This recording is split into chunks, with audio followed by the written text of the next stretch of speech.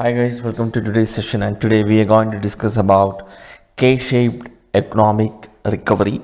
And in this session we'll first see what is K-shaped recovery, and then we'll discuss about India's K-shaped recovery, and then we'll discuss about what are the micro implications of a K-shaped recovery, and finally we'll discuss few way forward measures. So this is how I planned the session. Let's now start. Recently, economists all around the globe states that prospects of a K-shaped recovery from COVID-19 are increasing both in India and across the world. And a K-shaped recovery happens when different sections of an economy recover at starkly different rates. For example, households at the top of the pyramid are likely to have seen their incomes largely protected and savings rates forced up during the lockdown, as there is leisure activities were less, and also other activities which are expensive were less during the time of lockdown. So in a way, they are increasing fuel in the tank to drive the future consumption. Meanwhile, there is another group of households at the bottom of the pyramid which are likely to have witnessed permanent hits to jobs and incomes. And to understand this better, you can see the example that the passenger vehicle registrations have grown about 4% since October, while two-wheelers have contracted 15%. So this difference shows that there is an income difference between the households who are at the top of the pyramid and households at the bottom of the pyramid. This is a brief idea about the K-shaped recovery. Now we'll see India's K-shaped recovery. India's economic recovery is being characterized by three distinct forces that need to be disentangled. The first point is controlling COVID-19 has led to better recovery. There is a successful controlling of virus spread in India.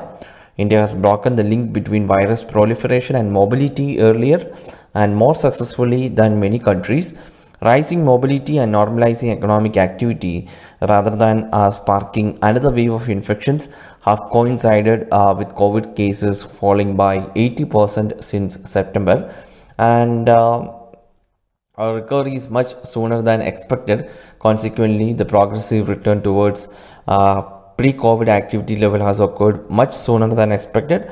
Activity jumped back up to 95% of pre-COVID levels by October and has been inching up since.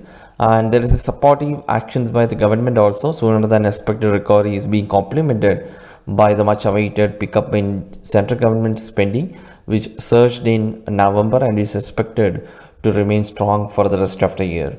And the next point is our recovery is not led by labor and wages. There is lingering unemployment problem. As the labor market survey, a recent survey still reveals 18 million fewer employed, about 5% of the total employed compared to pre-pandemic levels.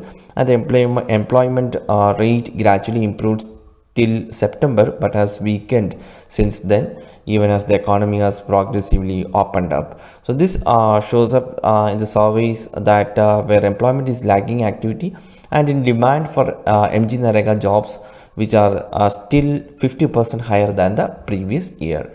And there is a differential impact on laborers also. Even within the labor, blue collar workers are likely to have disproportionately impacted vis-a-vis their white collar counterparts. And next point is that a greater scale and formalization, in that weak resilience of smaller firms is a problem. Large firms have entered the crisis better and are gaining market share at the expense of smaller firms. It is therefore important to interpret the data carefully, because some variables will reflect this substitution effect as much as the pace of the recovery. So that is India's K-shaped recovery. Now we'll discuss what are the macro implications of K-shaped recovery. The first point is recurring drag on demand if labor market doesn't heal faster. With the top 10% of India's households responsible for 25 to 30% of total consumption, one could argue consumption would get a boost as this pent-up demand expresses itself. But it's important not to conflate stocks with the flows. and also levels with changes. Upper income households have benefited from higher savings for 2 quarters. What we are currently witnessing is a sugar rush from those savings being spent.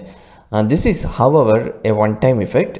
To the extent that households at the bottom of the pyramid have experienced a permanent loss of income in the form of jobs and wage cuts, this will be a recurring drag on the demand if the labor market doesn't heal faster. And the next point is there is marginal propensity to consume if high at the bottom. To the extent that COVID-19 has triggered an effective income transfer from the poor to the rich, this will be demand impeding because the poor have a higher marginal propensity to consume. That is, they tend to spend instead of saving a much higher proportion of their income. And the next point is inequality and impact on productivity. If COVID-19 reduces competition or increases the inequalities of incomes and opportunities, it could impinge on trend growth in developing economies by hurting productivity and tightening political economy constraints. So that are the macro implications of K-shaped recovery. Now we will discuss few way ahead measures. So the first point here is you should plan ahead by incentivizing private investment, and the policy will therefore need to look beyond the next few quarters and anticipate the state of macroeconomy post the sugar rush. The key, of course, is to incentivize the private sector and to start reinvesting and rehiring, thereby setting the economy onto a more virtuous path. And the next point is manufacturing can benefit from export-led growth. That is the manufacturing utilization rates below 70% pre-COVID, and investment revival in turn will depend crucially on demand dynamics. Exports should benefit from strengthening global growth as the world gets progressively vaccinated. So these are the 2 points.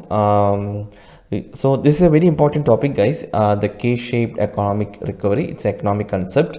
So please understand about this. UPC can ask this in prelims as well as in the mains also. So that's all for today. Thank you for watching this lesson. We'll meet tomorrow with another topic.